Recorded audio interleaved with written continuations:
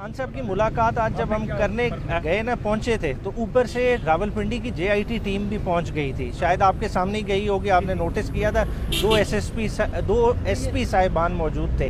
उन्होंने आके सवालों जवाब किए और हमारी मौजूदगी में वो सवालों जवाब हुए। 9 में फोकस था और उनके सवालों की लाइन यही थी कि वो कंफ्यूज कर रहे थे कि एक पार्टी का डेमोक्रेटिक हक टू प्रोटेस्ट विद राइट, क्योंकि खान साहब की जमात एक नज़रियाती जमात है। हमेशा उन्होंने आईनी रास्ता इस्तेमाल किया और जब भी कोई किसी चीज़ की ग्रीवियंस हुई है उसे एक लीगल तरीके से वॉइस करने के लिए प्रोटेस्ट की कॉल भी दी है और प्रोटेस्ट में कभी भी वायलेंस के लिए नहीं उकसाया। और यही आज खान साहब की लाइन रही कि हमने ना कभी पहले अपने वर्करों को वायलेंस के लिए उकसाया, ना आगे उकसाएंगे।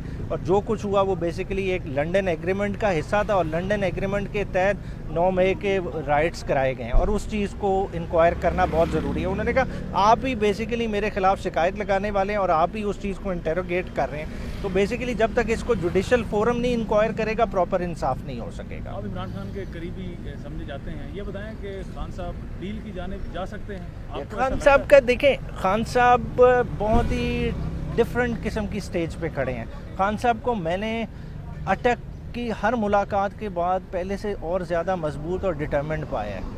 वो जिधर खड़े हैं वो किसी वजह से खड़े हैं। एक मान होता है, देखें मेरा अगर किसी के साथ कोई ताल्लुक़ होएगा, मैं उस ताल्लुक़ की बुनियाद पे कुछ क्लेम कर सकता हूँ। खान ने वो ताल्लुक़ इस अवाम के साथ बना लिया है और वो उसी ताल्लुक़ को निभा रहा है और वो निभाता रहेगा।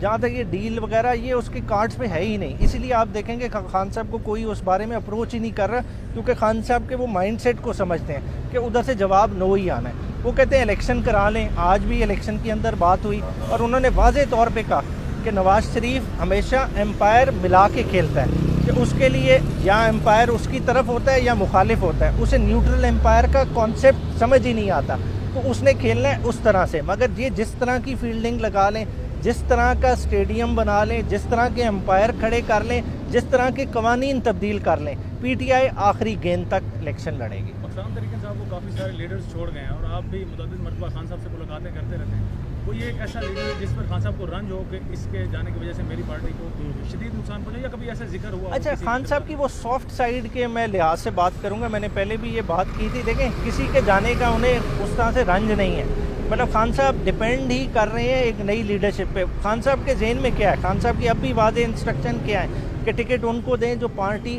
आइडियोलॉजी के साथ अलाइंड हो, उन लोगों को आगे लाएं जिनमें लॉयल्टी का एलिमेंट हो। तो इस तरह के लोगों को कर रहे हैं। जहाँ तक जो आप कह रहे हैं गम का जो ख़वातीन के साथ हुआ, ठीक है, जब शीरी मज़ारी ने छोड़ा, ठीक है, तो वो खान साहब को उसने हर्ट किया। वो क्यों हर्ट किया कि देखें यार, एक औरत ज़ात है, बीमार, ठीक है, उसके ब्लड प्रेशर के इशू, आपने उसको इस हद तक पिंच किया कि उसको पार्टी छोड़नी पड़ी। तो वो खान साहब को है। इलेक्शन कैंपेन के हवाले से कुछ लाहेअमल बताया खान साहब ने, क्योंकि इलेक्शन कमीशन ने भी इलेक्शन की तारीख का ऐलान कर दिया।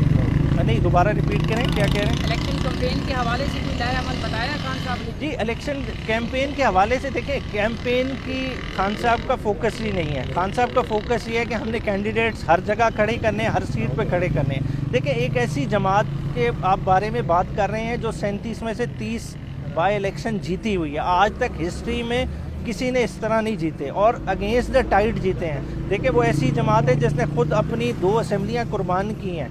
क्यों कुर्बान की? इन्हीं इलेक्शंस के लिए। हमें अपने ग्राउंड का पता है, हमें पता है हमारी पॉपुलैरिटी किधर खड़ी है, इसलिए कैंपेन हमारा मसला नहीं है। हमारी जो वर्क है, हमारा फोकस है वो कैंडिडेट खड़े करने पे। के वाले से खबरें आ रही थी कि उनको रोक दिया गया है, उनको मिलने नहीं दिया जा रहा, असल है क्या खबर? देखिए, खान साहब से मुलाकात हुई है और खान साहब हाई स्पिरिट में हैं। डॉक्टर साहब जो हैं उनको इजाज़त मिल गई है, वो उनका चेकअप करेंगे और सेहत के हवाले से फिर वो मुस्तनद जो है बयान वो देंगे उनकी चेकअप करके। तो उनकी तरफ से जो बयान आएगा वो खुद आकर बताएंगे। दूसरे नंबर पर जो जेआईटी के मेंबरान हैं वो वहाँ पर आज हमारी मौजूदगी में ही गए हुए थे और उन्होंने जो है सवालात किए खान साहब से और खान साहब ने वाज़ेह तौर पर बताया कि पुरअमन एहतजाज हुआ और पुरअमन एहतजाज का हमेशा मैंने कहा, कभी भी मैंने किसी को जलाओ गिराओ तोड़ फोड़ या किसी किस्म की ऐसी स्टेटमेंट मेरी खिलाफ एविडेंस लेकर आएँ तो ये सारी जो बातें की जा रही हैं मुज़ाक़्क़ाखेज़ हैं, लिहाजा हमने यही पाया कि JIT ने जितने सवालात किए इमरान खान साहब ने उनका भरपूर जो है जवाब दिया और फिर उनके पास सवाल बचा कोई नहीं। शुक्रिया।